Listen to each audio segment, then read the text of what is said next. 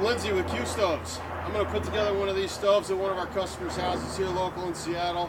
They've been nice enough to provide me with the backdrop for this video. So take a look and see how I do this and enjoy. If you have any questions, you can get a hold of us on our website. My phone number is on there. You can reach me at any time. I'm going to put this together.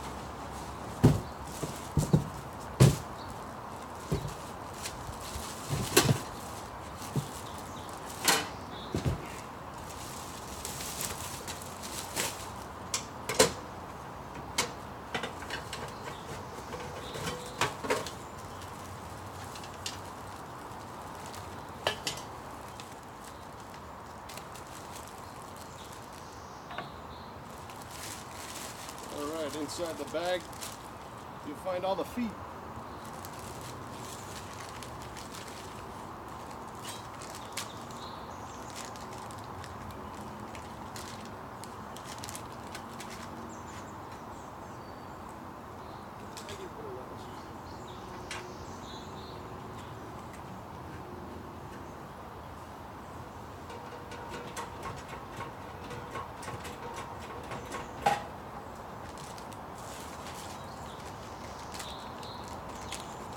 So, I made the feet adjustable. They look like diesel engine valves. So you've got about that much adjustment for uneven floor. And then there's a hole in the toe of it that if you want to secure it to a wood deck or out in the dirt with tent stakes, you can do that. Just screw through that.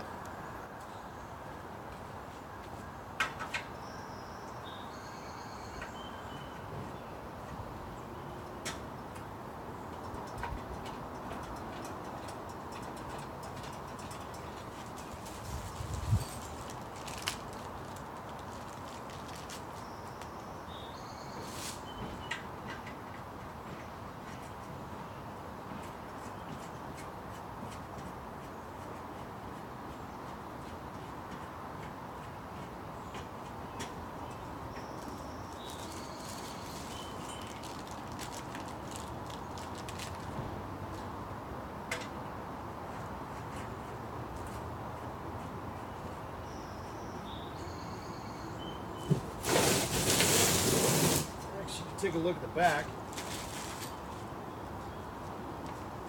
and all 4 feet are screwed on. Now, in the bag there's this guy. This goes on the very bottom.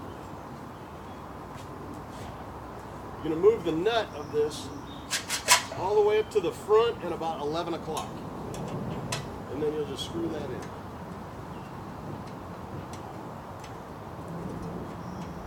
And then give it enough thread in there so when you feel the back of it, it comes through. The nut that we weld to the bottom of this just needs that much torque. And so, all the way closed, it's at its lowest temperature. It'll keep burning, but it's at its lowest temperature. Turning it up to the center of this pin right here is going to allow the most air into it all at once, and that's going to continuously burn hotter and hotter. And that's it, you're done on the bottom. So we close this off, take off the plastic, set it on the ground.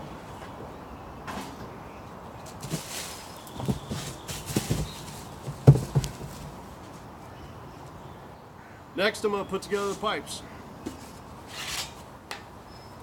For that, I'll actually do this again. Got a lot of questions about this one. Its packaging is the reason why they have to be open like this. So with the seams to you, these corrugated to you, obviously stand up like this. Take your hands like this, close this guy up. Now, starting from the bottom, closest to you, you're going to bring this seam together, past center, and it's going to pop just like that. Once you work those two edges together, it pops into place just that easy. When you're done, it's going to look like that. This, you can massage back into a circle. Bring those corners in, and just kind of work it into a circle again.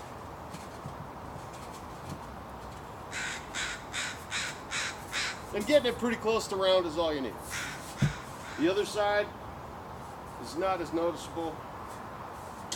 Keeps it a nice circle. That's it for the first pipe. Second pipe is even easier. Same thing. Hands like this. You got the bottom of it towards you. The tabs are at the top. Just back down, starting at the bottom, snapping it in place. Simple as that. Make that a circle again. Make that a circle again. Then these tabs are just hand bent out. Just like that. Make them flat.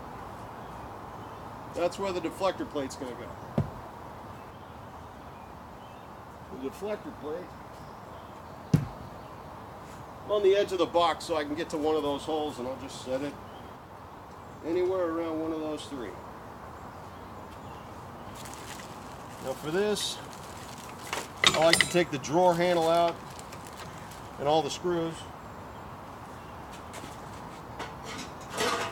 I'll take the drawer out, and then I'll put the handle and open up the bag of screws into the drawer. That way you're not losing any of them. 3 nuts and 3 washers are what's going to go onto the deflector plate. And it's just going one at a time. Take a screw, top of it through, and then put the nut on.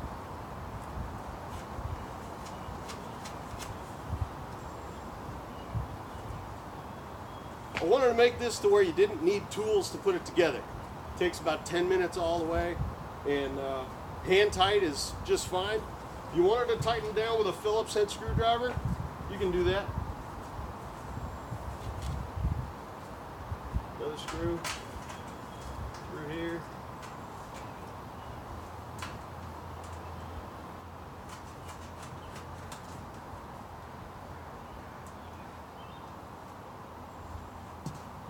One more.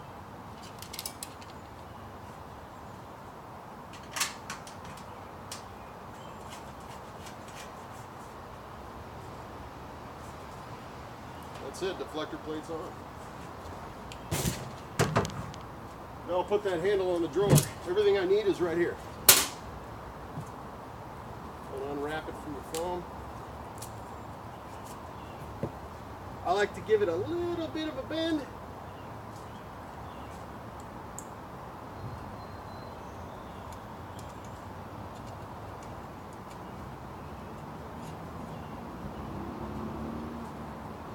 Press it in with your thumb, hold it down, and then you'll see that hole will line up just right with the hole on the drawer.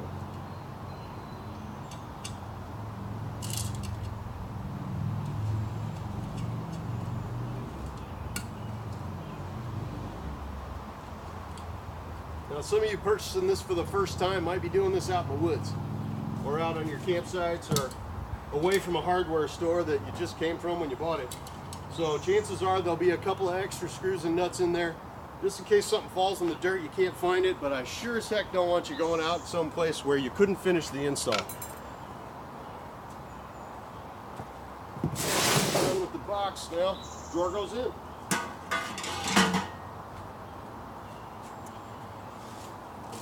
This next section of pipe that comes from the inside, we'll end up putting that on next.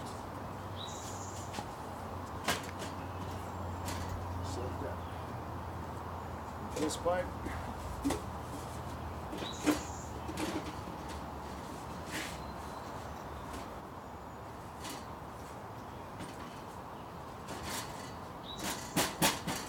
That's on good.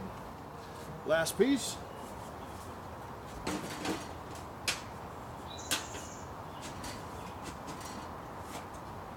installation's finished. Now, you're gonna wonder what this is. This is either a plastic I-beam or a metal rectangle. What that is it's to allow the proper amount of pellets to be put into the unit when you first fire it, because the paint needs heat to cure. The highest grade industrial paint that we can get comes out of Germany. So I'm going to show you how this works. You'll open up the door, and with it long ways, you're going to put it in between the chutes just like that.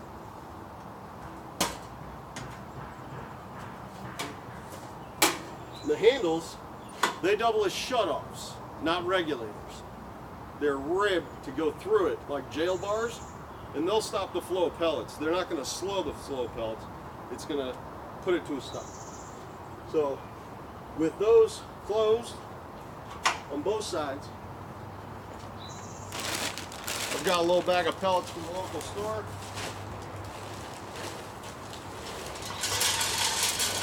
And for the cure, I'm just going to do a little bit.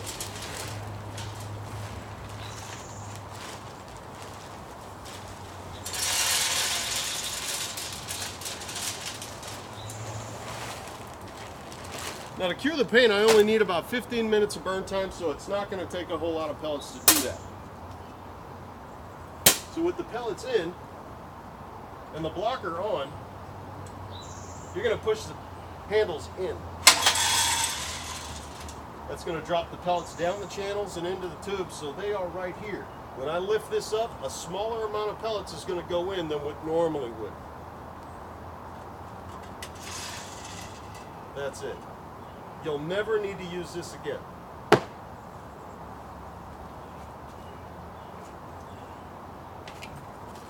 Now you'll light this manually. You're going to light it just with some Kingsford nacho cheese Doritos stood up in the little pile. You can use, the fire starter, the kindling things, basically anything that makes it simple. And once you light it, close the door. Now when this is functioning, when it's on, there's 3 ways to control this. The first one, the main one, is down here at the bottom. All the way open, all the way closed. Running at about 80% should be pretty comfortable. Half and half, you're going to get about 3 to 4 hours out of this 20 pounds of pellets that you load in. After that, we have hopper extensions that if you want to sleep through the night, it'll run 8 to 10 hours. That's sold separately. What is in here out of the box holds 20 pounds, and that's a 3 to 4 hour burn. So we're going to get this thing all the way up. We've got the vents open. It's lit, and we're letting it run for about 15 minutes, and then it'll die out. It'll run out of fuel. When you load it all the way up, same thing. Light it, close the door. When you want to kick up the temperature, this tool goes in this hole right here underneath the door, and you'll give it a shake front to back. You shake that front to back, and what happens is the grill grate is like this, and it goes back and forth and it fights against each other. That's going to take the charred pellets down into the ash drawer, and it's going to vibrate enough for new pellets to come on top, because that pile is constantly being fed like an hourglass. That's the premise of the entire thing. Gravity is the constant, air is the variable. Add pellets, and you're burning biomass renewable fuel, 1/10 of the operating cost of propane, and it's a real radiant heat, a real fire you can see, enjoyable. I'd say this space is 16 feet across. This is going to hit most of that table. We have a 10-foot heating radius, so anybody within this amount of space is going to see that heat coming out, going to feel that heat coming out. And that's what we're going for. We're going for the most efficient, the best performance of any heater in the world, and I'm glad you were able to see how it came together. Thank you very much.